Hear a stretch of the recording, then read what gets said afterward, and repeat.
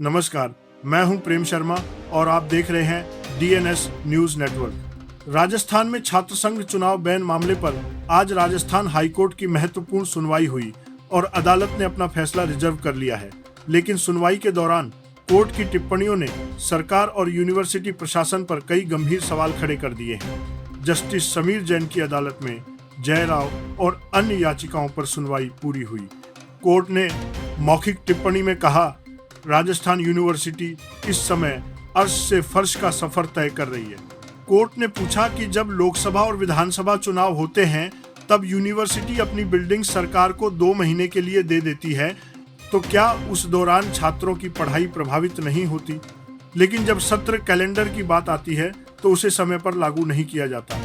याचिकाकर्ताओं की ओर से एडवोकेट शांतनु पारिक ने कहा कि केरल यूनिवर्सिटी के जजमेंट में छात्र संघ चुनाव को मौलिक अधिकार माना गया है।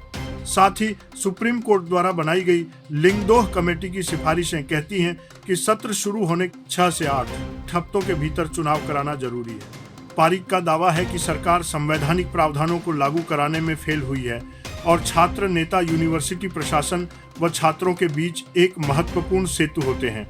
इसीलिए चेक एंड बैलेंस के लिए छात्र संघ चुनाव जरूरी है। सरकार की ओर से महाधिवक्ता राजेंद्र प्रसाद ने कहा, छात्र संघ चुनाव कोई मौलिक अधिकार नहीं है। लिंगदोह कमेटी सिर्फ सुप्रीम कोर्ट के इंटरिम ऑर्डर पर आधारित थी।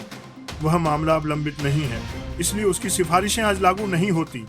लंबे समय से छात्र राजनीति से जुड़े छात्र नेता शुभम रेवाड़ ने कहा, यह फैसला प्रदेश के लाखों छात्रों की उम्मीदों को नई दिशा देगा। रेवाड़ का दावा है कि हाईकोर्ट की सख्त टिप्पणी के बाद चुनाव की बहाली लगभग तय है। उन्होंने कहा कि वे और उनके साथी लंबे समय से इस बहाली को लेकर संघर्ष कर रहे हैं, लेकिन सरकार और यूनिवर्सिटी प्रशासन इस मुद्दे पर उदासीन रहे हैं।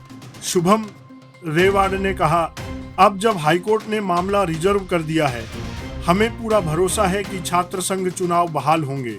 कोर्ट की टिप्पणी पर छात्र नेताओं का सवाल। शुभम ने कहा कि जब एमपी और एमएलए के चुनाव होते हैं तब यूनिवर्सिटियों की बिल्डिंग दी जाती है, तो क्या उस समय पढ़ाई प्रभावित नहीं होती?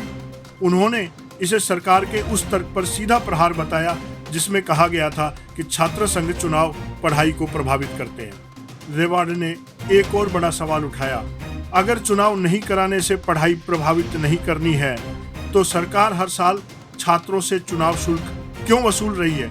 छात्र नेता का दावा है कि अदालत का रुख साफ है और सरकार को छात्र संघ चुनाव कराने ही होंगे। तो राजस्थान में छात्र संघ चुनाव की बहाली को लेकर अब सबकी नजर हाईकोर्ट के फैसले पर है। क्या वर्षों से बंद पड़ी छात्र राजनीति फिर से शुरू होगी? यह फैसला लाखों छात्रों की दिशा तय कर सकता है।